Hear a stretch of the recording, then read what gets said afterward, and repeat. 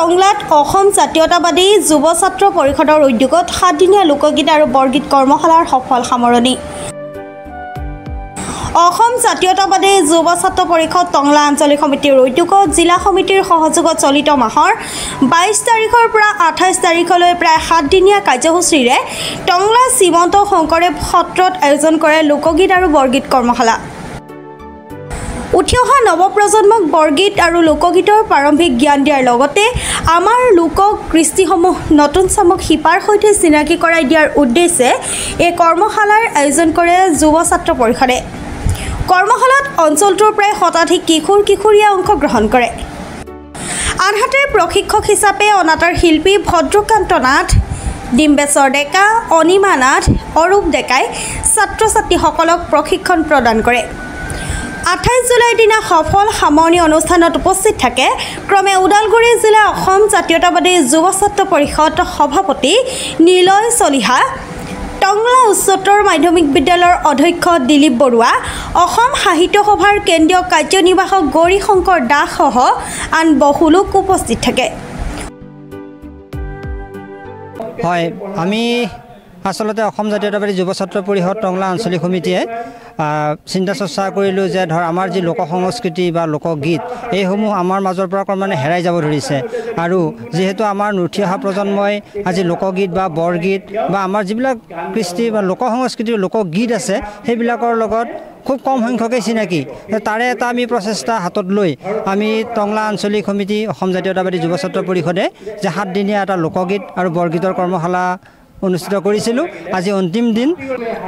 অসম জাতীয়তাবাদী যুৱ ছাত্ৰ পৰিষদে সমগ্ৰ অসমৰ লগতে টংলা চহৰতো টংলা আঞ্চলিক সমিতিৰ উদ্যোগত এই শংকৰদেৱ সত্ৰত 7 দিনীয়াকৈ লোকগীত আৰু বৰগীতৰ কৰ্মশালাৰ আয়োজন কৰিছিলে আৰু এই বৰগীত আৰু লোকগীত কৰ্মশালাৰ আজি সামৰণি অনুষ্ঠানলৈ আমাক মাতিছিল। বিশেষভাৱে আমি উপস্থিত হৈ যথেষ্ট আপ্লুত হৈছোঁ যে উঠি অহা প্ৰজন্মক মানে শিপাৰ লগত চিনাকি কৰি দিয়াৰ কাৰণে অসম জাতীয়তাবাদী যুৱ ছাত্ৰ পৰিষদৰ টংলা আঞ্চলিক সমিতিয়ে যি প্ৰচেষ্টা হাতত লৈছে এই প্ৰচেষ্টাই নিশ্চিতভাৱে এটা যোগাত্মক কাম কৰিব আৰু অনাগত দিনত নিশ্চিতভাৱে এইসকলে অসমৰ কৃষ্টি সংস্কৃতিৰ পথাৰত ভোটাতৰা হৈ জিলিকিব পাৰিব আৰু এই প্ৰচেষ্টা অসম জাতীয়তাবাদী যুৱ ছাত্ৰ পৰিষদে অনাগত দিনতো অব্যাহত ৰাখিব।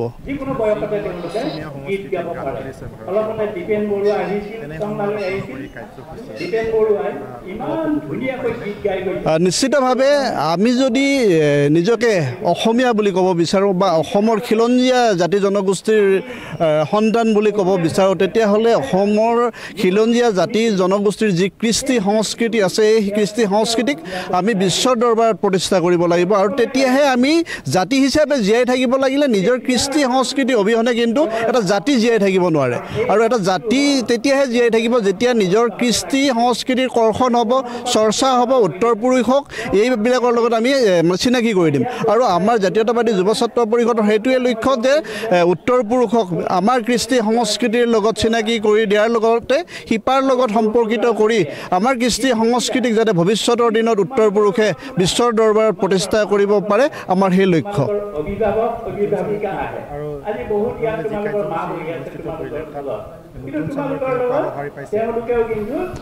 নিশ্চিতভাৱে আমি এনেধৰণৰ কৰ্মশালাত যোগাত্মক সঁহাৰি আমি ভাল পাইছোঁ। যথেষ্ট ল'ৰা ছোৱালীয়ে অংশগ্ৰহণ কৰিছে, ছাত্ৰ ছাত্ৰীয়ে অংশগ্ৰহণ কৰিছে। প্ৰথম পৰ্যায়ত হয়তো প্ৰচাৰটো অলপ কম হৈছিল, হোৱাৰ কাৰণে যিমানখিনি ছাত্ৰ ছাত্ৰী আহিব লাগিছিল সিমানখিনি হোৱা নাই।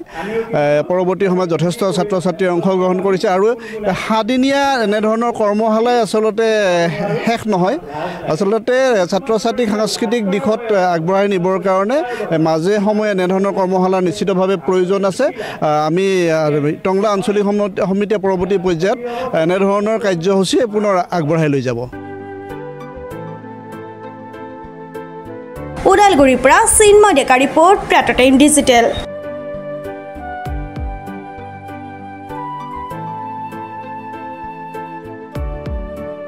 অসমৰ সংবাদ জগতখনৰ বাবে এক সুখৰ খবৰ। আপোচবিহীন ৰাইজৰ কণ্ঠ সাপ্তাহিক কবচ পুনৰ এবাৰ অসমৰ ৰাইজৰ মাজলৈ।